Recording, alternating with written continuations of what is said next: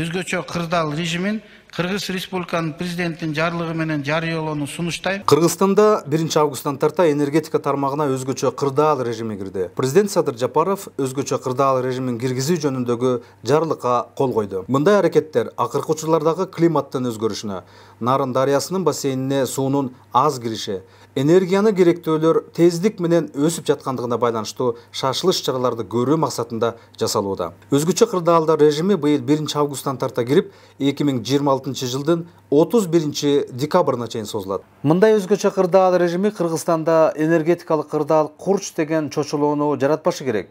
Тескерисинче, бул режим чакан гэстерди, күн станциялардын курулушун тездетүү максатында киргизилүүдө жана бул чара жергиликтүү өзүн өзү башкаруу органдарынын мыйзамдарына каршы келбейт. Мына ушундай аракеттердин бири Тоң районунун Көкмөйнөк айыл аймагынын Каратала участкасында башталды. Күн нурунан электр станциясын куруу боюнча 13 июль күнү сынак жарыяланып, 14 август күнү жеңүүчү компания аныкталды. Бул экинчи лоттун жыйынтыгы боюнча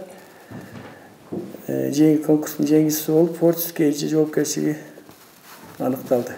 Эми Fortis компаниясы эл аралык тажрыйбаларга ээ болгон.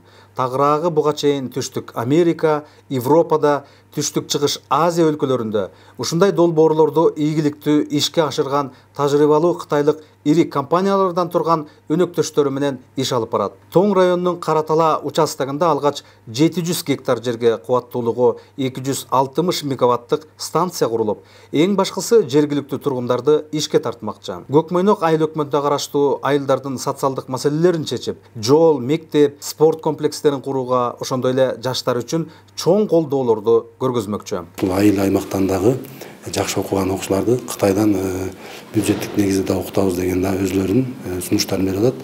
Биз аны сунушту четке какпай жакшы кабыл алдык. Жалпы жолунан сынакка 8 компания катышып, 4 лот менен өттү. Албетте жеңүүчү компанияны тандоо оңойго турган жок.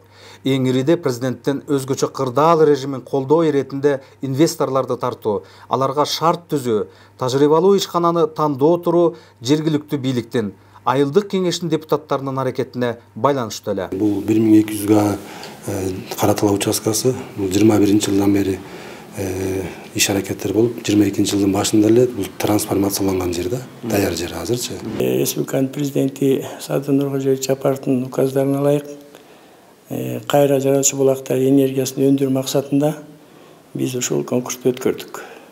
Эң биринчиден ушу мамлекетибизге бир салым кошолду, анын ичине биздин айыл аймак. Президенттин жарлыгына ылайык жашыл энергетиканы колдоо аракети менен өлкөдө биринчи жолу күн станцияларынын курулушу ишке ашканы турат. Fortis компаниясы кытайлык ири компаниялардан турган өнөктөштөрү менен Ысык көлдүн Каратала аймагында 260 мегаваттык станцияны куруп, энергетикадагы бир топ таңкыстыкты жоймокчу.